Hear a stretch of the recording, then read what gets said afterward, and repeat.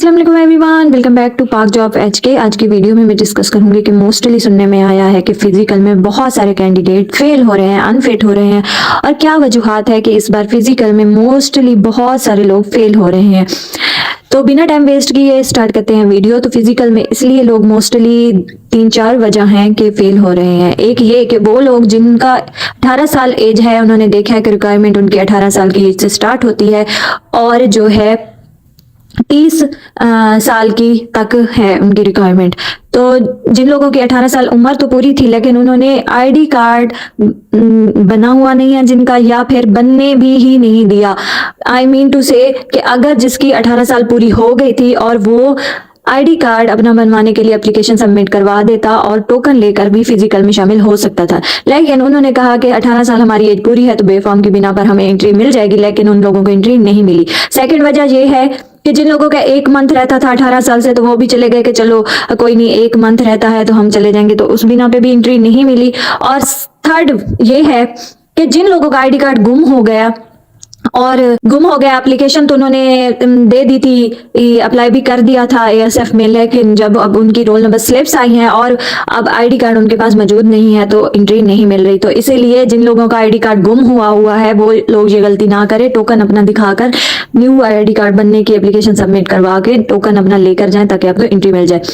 तो बात करते हैं जिन लोगों को एंट्री मिली उन्होंने क्या गलतियां की हैं। तो आपने भी ये गलती नहीं करनी। जिन लोगों का भी रहता है फिजिकल तो वो ये गलतियां कभी भी ना करना कि फिजिकल आपका फिर फेल हो जाता है, फिर आप लोग कहते हो कि हम लोग की सारी रिक्वायरमेंट पूरी थी फिर हमें क्यों रिजेक्ट किया। अच्छा जी, बात करते हैं बॉयज की बात यह है कि जो लोग सिटअप कर रहे हैं वो सिटअप में गलती कर रहे हैं इस तरह से कि जब आप सिटअप लगा रहे हैं तो आपका पाँव ऊपर उठा लेते हैं, पाँव की पोजीशन चेंज कर लेते हैं या फिर अपनी जगह से हिल जाते हैं, तो वो सिटअप सही से नहीं होते। तो अच्छे से प्रैक्टिस करें यूट्यूब से या किसी और जगह से, या फिर बकायदा जिम जाकर आप अपनी प्रैक्टिस कर सकते हैं कि किस तरह से सही पोजीशन में हम सिटअप कर सकते हैं। सपोर्ट उन्होंने दी है, लेकिन इसका मतलब ये नहीं है कि आप पाँव बिल्कुल उठा लें या फिर आप वैसे करें ही नहीं जैसा सही तरीका है। इस बार आपके लिए ये बेनिफिट है जरूर है कि आपको सपोर्ट दी गई है, नहीं तो बेसिक 52 एंड बेसिक 51 एंड जो बाकी बेसिस थी उनको ये सहूलियात नहीं दी गई थी। जो सो कैंडिडेट, आपने ये गलती नहीं करनी, आपने सही से प्रैक्टिस करके जाए, यूट्यूब से देखें या कहीं से भी सही से तरीका देख के जाए। एक ये वजूहात है फेल होने की। और दूसरा,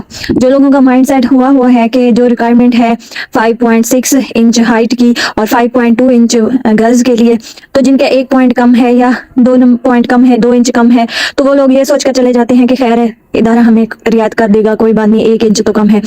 तो वो अगर वो पास कर भी देते हैं ना तो आपको रिटर्न के लिए क्वालिफाइड नहीं किया जाएगा। कॉल नंबर कटेंगे और आपको रिटर्न के लिए क्वालिफाइड नहीं किया जाएगा, क्योंकि ये आपकी जो रिक्वायरमेंट उन्होंने मांगी है उससे तो कम है ना।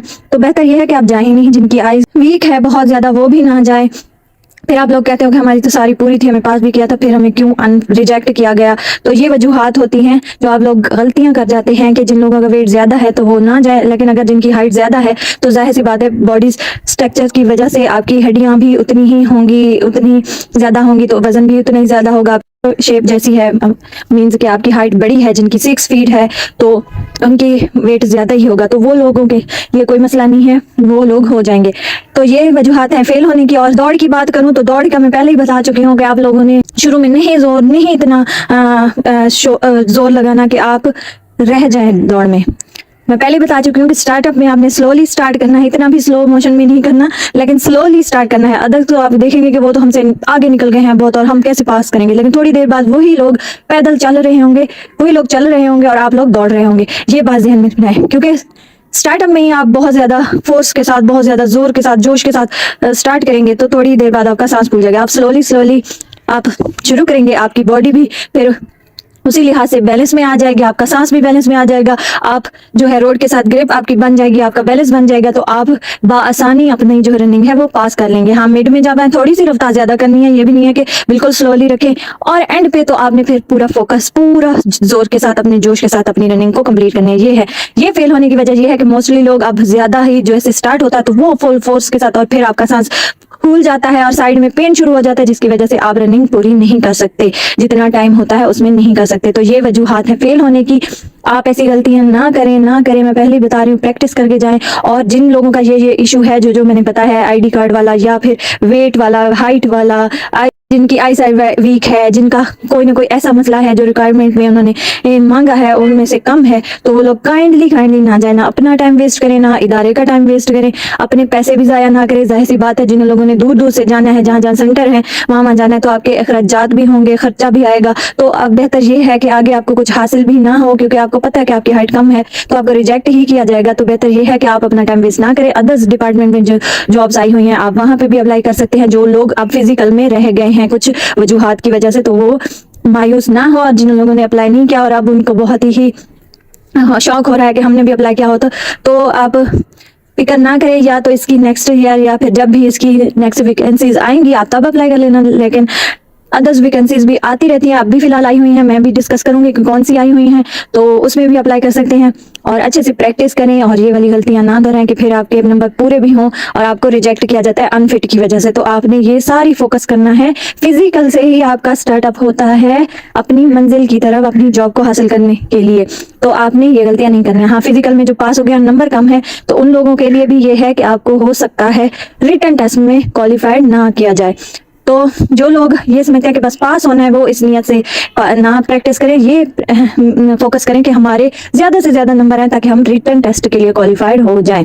तो ये थी आज की वीडियो। और एक ये पॉइंट, कौन सी सीटों का सिर्फ मेडिकल हुआ है, तो जैसे बता चुकी हूँ, यूनिफॉर्म पोस्ट कॉर्पोरल ASI और इसका होता है रनिंग टेस्ट होता है। और जो है LDC UDC और अदर्स जो है उनका होगा only medical. Fitness test medical test में होता है, जिसमें आपकी आई टेस्ट लिया जाता है, आपकी ये जो है वेट टेस्ट लिया जाता है, वेट काउंट किया जाता है, और आपका जो है हाइट देखी जाती है, हाइट टेस्ट लिया जाता है, हाइट आपकी कितनी है, जितनी उन्होंने रिक्वायरमेंट मांगी है। तो आपका ये सब शामिल होगा।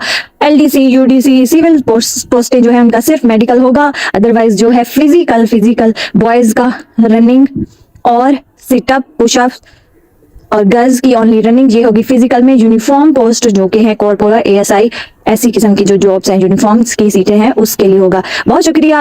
आई होप कि ये आपके लिए इन्फॉर्मेशन हेल्पफुल रहेगी। अगर हेल्पफुल रहे तो अदर्स पीपल्स के साथ जरूर शेयर किया करें, और जो न्यू हो वो फॉलो कर दिया करें, और जो यूट्यूब से हो वो सब्सक्राइब कर दिया करें, ताकि आपकी मजीद हेल्प हो सके। मिलते हैं एक और वीडियो में, तब तक के लिए अल्लाह हाफिज।